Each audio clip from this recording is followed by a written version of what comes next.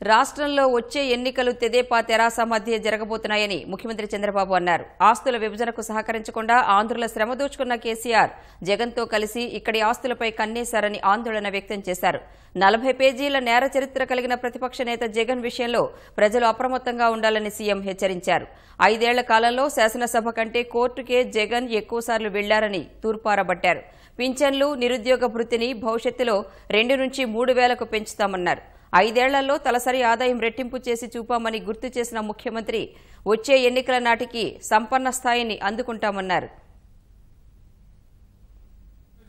పెద్ద కొడుకుగా ఉంటానని చెప్పి 200 వెయ్యి చేశా. మళ్ళీ ఎవరు నాకు చెప్పలా. 2,000 రూపాయలు చేశా. 10 రెట్లు మీ భరోసా పెంచానా తమ్ముళ్ళు అని మిమ్మల్ని అడుగుతున్నా. ఆనందంగా ఉన్నారా?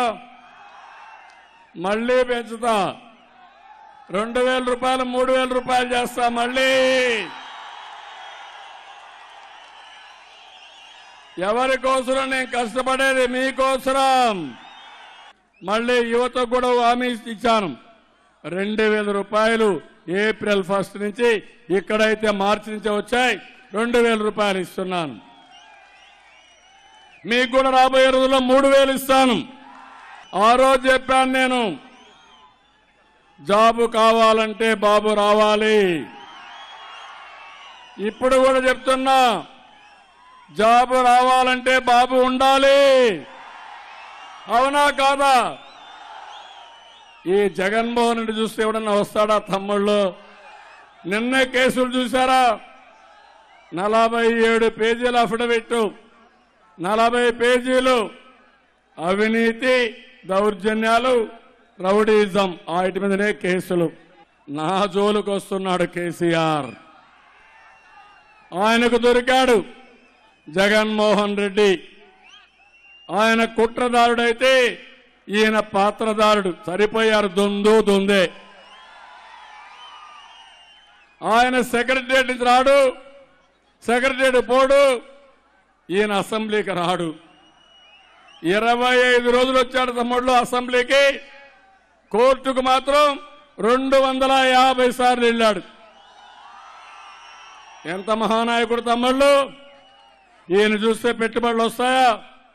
కులం వద్దు, మతం వద్దు, అభివృద్ధి ముందుగా మీరందరూ ముందుకు పోవాలి. కొంతమంది కులాలు తీసుకొస్తున్నారు.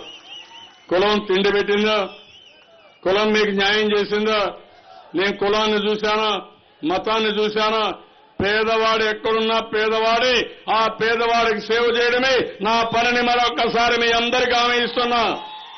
82,000 రూపాయలు తలసరి ఆదాయం 2014లో 20,65,000 రూపాయలు చేశాం. 2024 5 ఏళ్లలో మీరు చూసుకోండి, ఇది 3,50,000 చేసే బాధ్యత నాది అని మరొకసారి మీకు తెలియజేస్తున్నా.